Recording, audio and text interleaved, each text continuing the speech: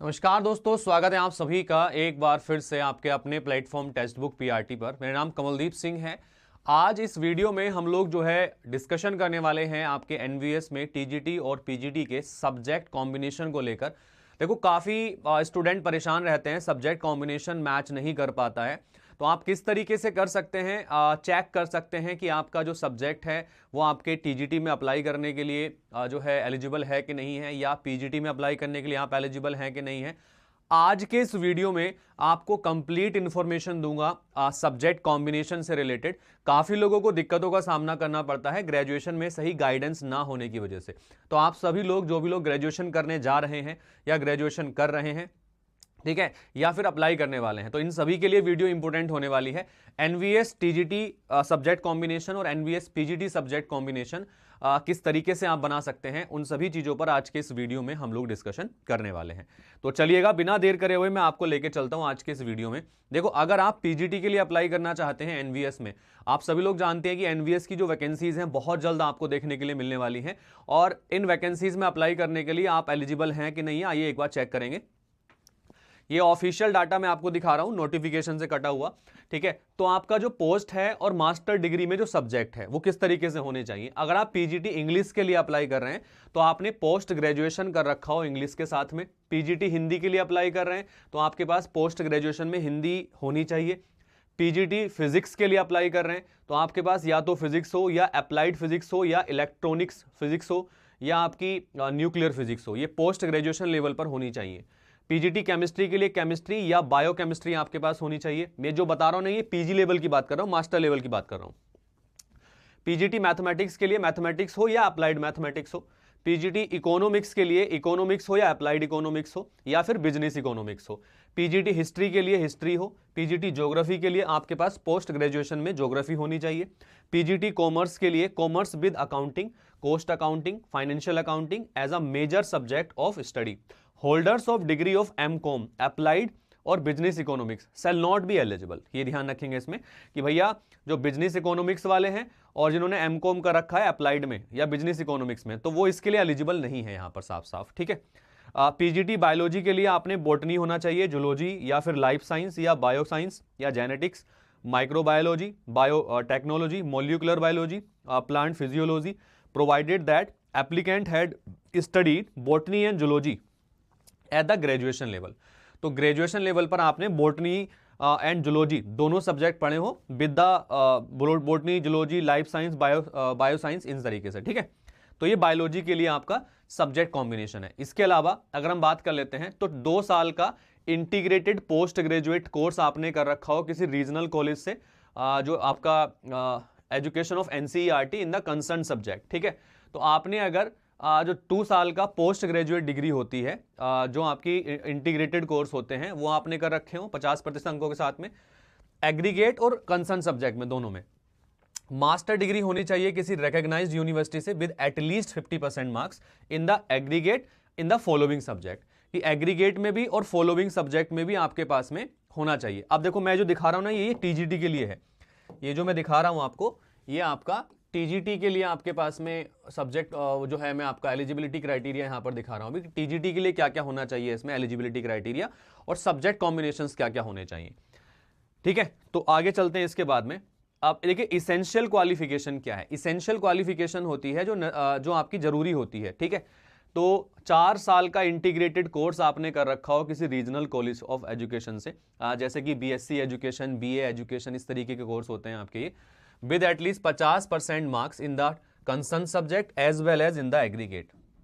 तो आपके पास में कंसर्न सब्जेक्ट में या एग्रीगेट में आपके पास में 50% अंक होने चाहिए।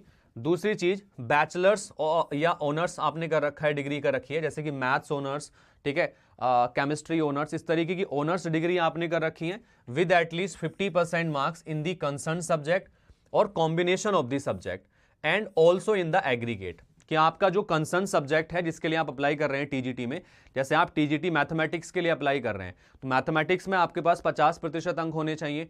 साथ के साथ जो आपके सब्जेक्ट कॉम्बिनेशंस हैं, जैसे कि मैथमेटिक्स के साथ फिजिक्स अगर मांगा गया है या कंप्यूटर अगर मांगा गया है, तो आपके उसमें भी 50% अंक होने चाहिए और ओवरऑल 50% अंक होने चाहिए। तो ये जरूरी है इसके अंदर, ठीक है। और जो कंसर्न सब्जेक्ट है ना, यानी बोला गया कि candidate should have studied requisite subject, जो आपका कॉम्बिनेशन वाले सब्जेक्ट होंगे वो एटलीस्ट 2 साल in the 3 year of the degree course आपने पढ़े हो वहां पर।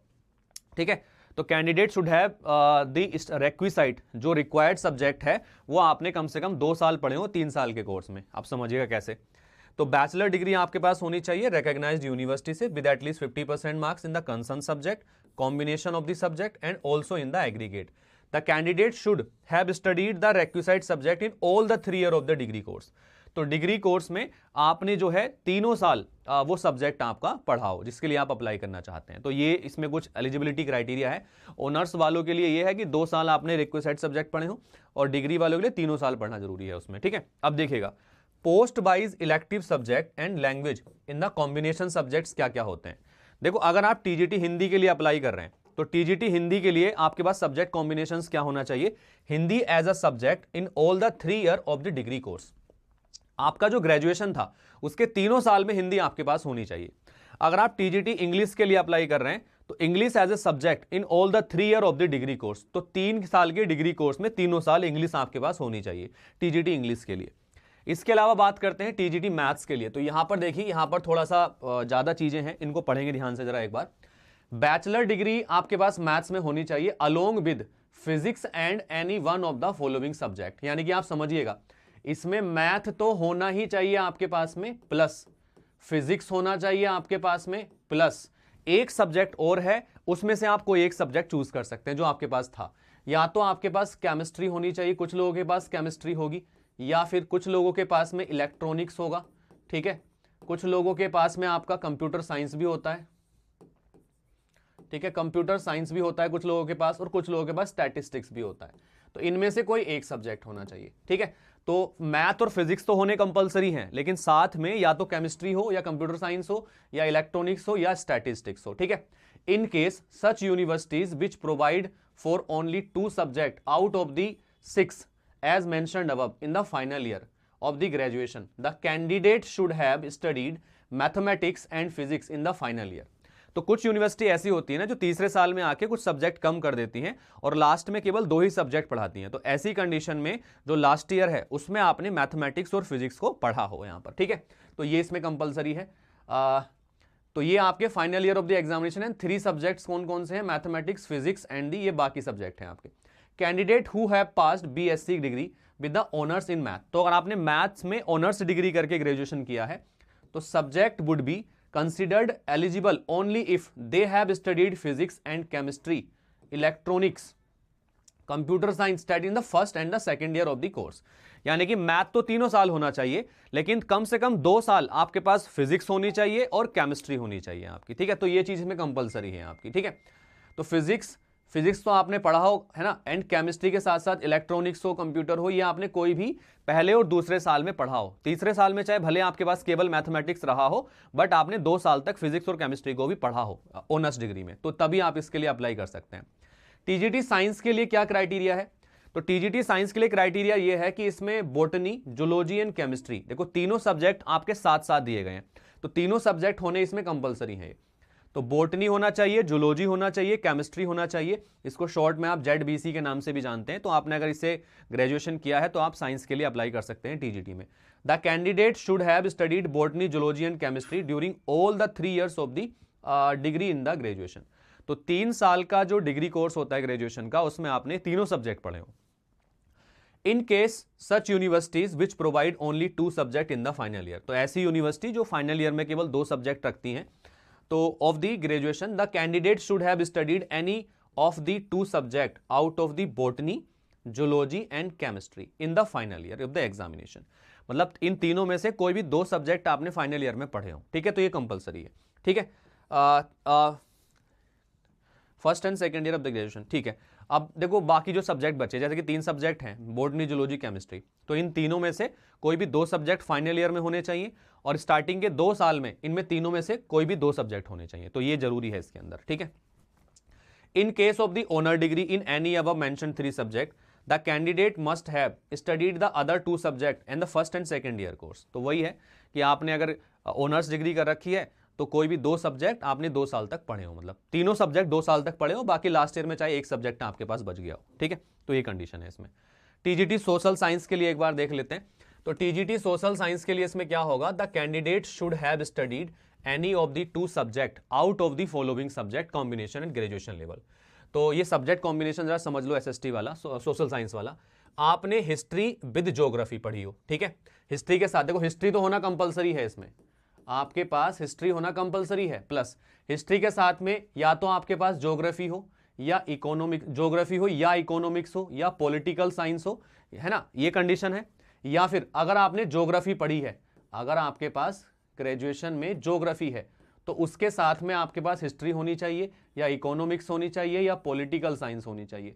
In other word, candidate should have studied any of the 2 subject out of history and geography, economics and political science, in which one must be either history और geography.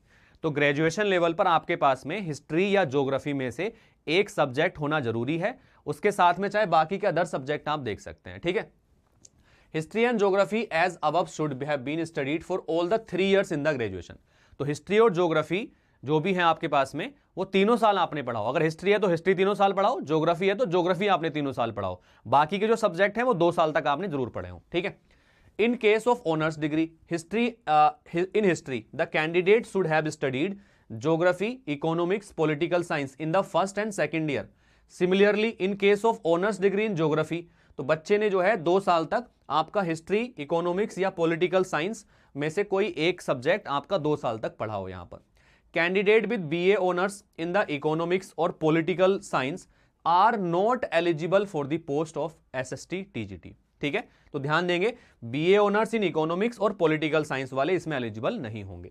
दूसरी चीज, pass the central teacher eligibility test. तो CTET का paper 2 आपके पास passed होना चाहिए, BEd की degree होनी चाहिए, ठीक है। Competence to teach through the English and Hindi concern region, और इसमें जो है आपका रेजिडेंशियल स्कूल में आपके पास अनुभव भी होना चाहिए और कंप्यूटर का बेसिक ज्ञान आपके पास होना चाहिए। तो ये इसका एलिजिबिलिटी क्राइटेरिया है और सब्जेक्ट कॉम्बिनेशन से, तो आप देख सकते हैं एक बार इसमें।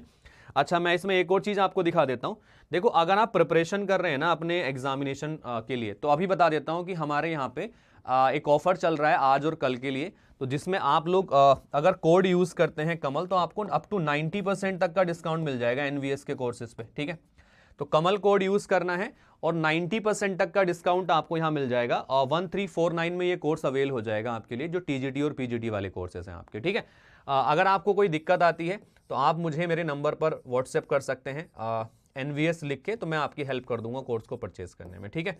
तो इंटरेस्टेड कैंडिडेट जरूर मुझे मैसेज करिएगा, क्योंकि ऑफर सीमित समय के लिए चलिएगा। आई थिंक ये इन्फॉर्मेशन आप सभी के लिए काफ़ी यूजफुल रही होगी। एक और इंपॉर्टेंट चीज़ है, आप अगर डेली क्लासेस की नोटिफिकेशन पीडीएफ या फिर आप एग्जाम इन्फॉर्मेशन रेगुलर चाहते हैं, तो आप इस टेलीग्राम को जो है ज्वाइन कर लीजिएगा। यहाँ डेली क्लासेस की नोटिफिकेशन आपको मिलती रहेगी। कमलदीप सर टेक्स्ट बुक या स्कैन करके भी ज्वाइन कर सकते हैं। So all the best, take care, thank you, bye bye and जय हिंद। Take care guys, bye bye.